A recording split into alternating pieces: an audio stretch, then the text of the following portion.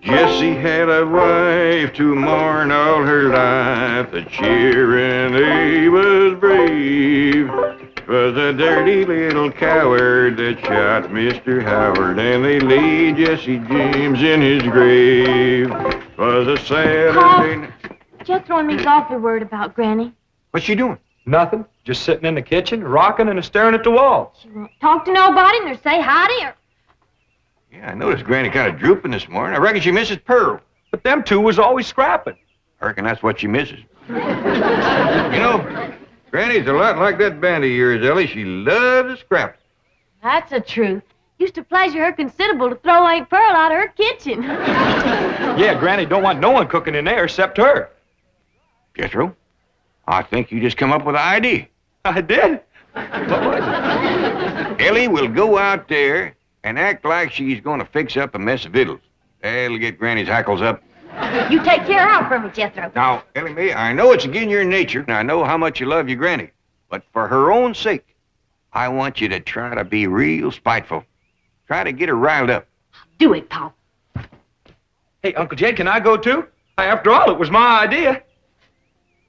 Wasn't it? Yeah, Jethro. And take that bandy along with you. Ain't nothing riles Granny more than chickens in the kitchen.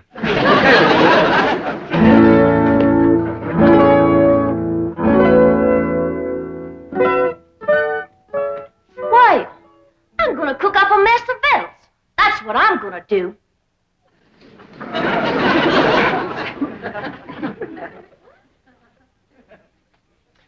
I'm gonna get out every pot and pan in this here kitchen, and I'm gonna whomp up the doggonedest meal anybody ever tasted.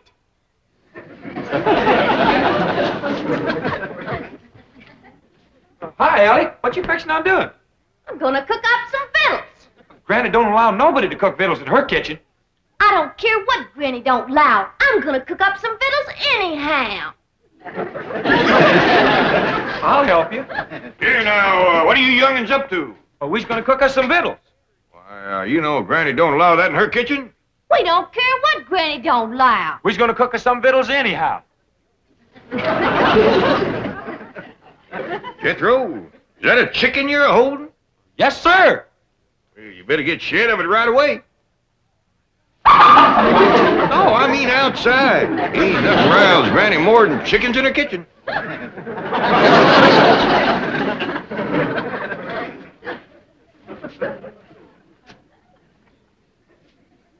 This is worse than I thought. Don't nothing rile her up. We gotta try harder. Ellie Mae, what you figuring on cooking? Grits. Grits? Why, your Granny just cooked a mess of grits last night. I know, Paul, but them was the worst mess of grits anybody ever cooked. Well, heck, I ate 4 great big heaping bowl. Ellie Mae Clampett, what a spiteful, riling thing to say about your Granny's cooking. Child is right, kid. I can't do nothing no more. I ain't worth the powder to blow me up with. Granny, I didn't mean it. Paul made me say it. Them was the best grits ever. They sure was, Granny.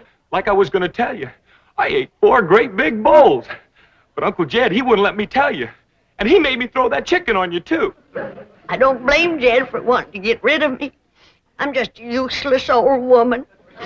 I ain't good for nothing or nobody. My time has come. Now, Granny, hold on there. No, Jed. Just do me one favor. Send me back home. I don't want to die in this foreign country. Now, hush that kind of talk. Paul, you ain't gonna let Granny... Don't try to shield me from him, young'uns. Just make it quick and merciful, Jed. Poleaxe me. Well, I sure made a mess of that. Come on, maybe we can think of something if we go outside and put our 2 chicken brains together. Oh, come on, Uncle Jed.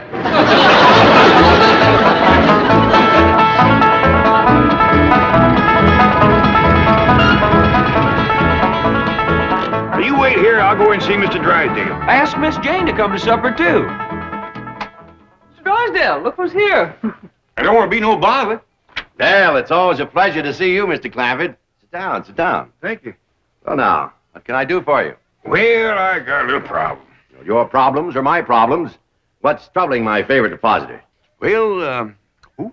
You, Mr. Clafford, you. Oh.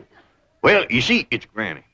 That poor little old woman is feeling lower than a fat frog in a dry well. Well, now, we must do something to cheer her up. Indeed, we must. You see, back home, we just have a bunch of neighbors in and have us a do. Ain't nothing pleasures Granny more than doing for folks. Doing? Yeah, you know, womping up a big feed, tapping a keg of her cider, seeing everybody has plenty to eat and drink and has a good time. Can't Granny do that here? Well, you folks is about the only ones we know. We'll be happy to come, just say when. I reckon the sooner the better. How about tonight? I'll be right neighborly. Miss Drysdale in town? Yes, she is, and she'll be delighted to come. Delighted. I would rather face the firing squad. Honey bun, please. I cannot picture myself with my fine old Boston background sitting down to dine with those prehistoric hillbillies. Don't me. Milburn, I have told you repeatedly I will not mingle socially with the Clampetts. And I have told you repeatedly that their money is the pillar of this bank. Money isn't everything. Only if you have plenty, which you will not unless you go to Granny's dinner because I will cut off your allowance. You wouldn't. Try me. You brute. Associating with Jed Clampett has made you the same kind of a man that he is. Oh, no, Margaret. If I were the kind of man Jed Clampett is, I wouldn't waste time talking. Oh, no. I would put you across my knee and paddle your fine old Boston background. Chief, Mrs. Drysdale, this is indeed a red-letter day. Guess who has just landed on the roof? Well, it's a little early for Santa Claus. No, indeed. It's our distinguished chairman of the board, Mr. Martin Van Ransehorn. What? Well, I thought he was on the world cruise. No, he's anchored his yacht off Balboa and helicoptered in to see you. Mr. Van Ransehorn. Marty Milburn, call me Marty. You know Mrs. Drysdale. Oh, yes, of course. Congratulations. Congratulations for what? Well, I think you should be the first to know I'm elevating your husband to the board of directors. Board of directors? Nice, Simon. Yes, well, he deserves it. Any man that can land the Clampett account is my kind of banker. And I want the two of you to celebrate with me having dinner on my yacht. Well, thank you. We'd be delighted. I have a new French chef that's a genius. Every meal is an adventure. Sounds marvelous. But, darling, have you forgotten that we're dining with the Clampetts this evening? Oh, well, don't worry about that. I'll call it off. Oh, no, we won't. There's one man I want to meet, J.D. Clampett. Business genius. Financial wizard. Shrewd, calculating, incisive. Mr. Clampett? Who told you Mr. Clampett was that kind of a man? You did. I did? Yes, right after you landed the account. Oh, then, yes. Well, he's still the same kind of man, isn't he? Of course, certainly. He's Crude. What was that? shrewd. Thank you, Margaret. That's just the word I was looking for. Come on, dear. I'm sure you want to rush out and buy yourself a new wardrobe to celebrate your husband's promotion. I'm doubling your allowance. Milburn, now you see what trouble mingling with the lower classes can bring. What do you intend to do?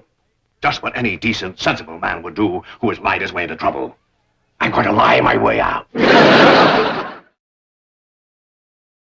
Oh, Mr. Van Ranshoff. Marty. Oh, yes, Marty. Well, the Clampetts won't be able to have dinner with us on your yacht. Well, why not? Well, it was foolish of me to forget this, but they're rather susceptible to seasickness, sort of a family characteristic. Well, that's ridiculous. They won't get seasick on my yacht. Compared to mine, the Vanderbilts have a rowboat. The whole dining saloon is as solid as this building. Just being near the ocean upsets them. Yeah, what a shame. I was going to fly the entire Lido Dupree show down from Las Vegas. Entire company, a little entertainment during dinner. What's a meal without some atmosphere, huh? Just one of those things. Now, I'll tell you what you do. Jane, charter me a jet, see? We'll fly everywhere to Hawaii, have a little luau, everywhere, moons or mama. The hula, you do the hula? It'll be a ball. I'm sorry, they're also subject to air sickness. You just can't have an ordinary dinner for a sophisticated man of the world like J.D. Clampett. Sophisticated man of the world? That's what Milburn says. Bon vivant, international financier. Those were your exact words. They were? Oh, they were, yeah. I'll tell you what, I haven't done this in years. Jane, charter a train, see, and I'll get the galley crew and the chef. We'll have an orchestra in the club car. Dinner on the train and dessert in San Francisco. Should be $1 million less. Last time I did this was between Paris and San Moritz. Had everybody dressed as Swiss yodelers. St. Bernard dogs running with kegs of brandy into the neck. Wow, wow, wow. I tell you, the Duke and Duchess, it really was embarrassing. What's the matter? They get train sick, too. Well, how do these people travel? In space capsules? Well, just don't stand there. Come up with an idea. I'm racking my brain, believe me. Granny, look-a here. I learned Earl a new trick. He's a dead rooster. Dog. Just put us both in a pine box and send us home for burying. He ain't really dead. He's just playing. Look at this. See? He's alive. More than I can say for me. Killing me? You just stop playing with that chicken. You got lots to do. What, Paul? Oh, cooking for company, that's what. We're having a big doings. Well, who's all coming? Well, Miss Hathaway, Mr. Drysdale, Miss Drysdale, I don't know who all. Well, what'll I cook? Well, the fanciest spread ever. Jethro's out right now getting some fresh victuals. I reckon you can start heating the water for the owl soup, and I'll go down the cellar and fetch up some salted possum. Hold on, everybody. We's having a do, I'm gonna do the doing. Now, let me get this chicken out of here. Nothing rouse me like chickens in my kitchen. And the rest of you scat, too. Ellie Mae, you set the table in the fancy eating room. Jed, you go cut me some fresh greens. Oh, we're gonna have a doings for the folks next door. I'll bake 'em up a possum and plenty victuals more. We'll have a keg of cider and a little Mountain Dew, and we'll all have ourselves a hullabaloo.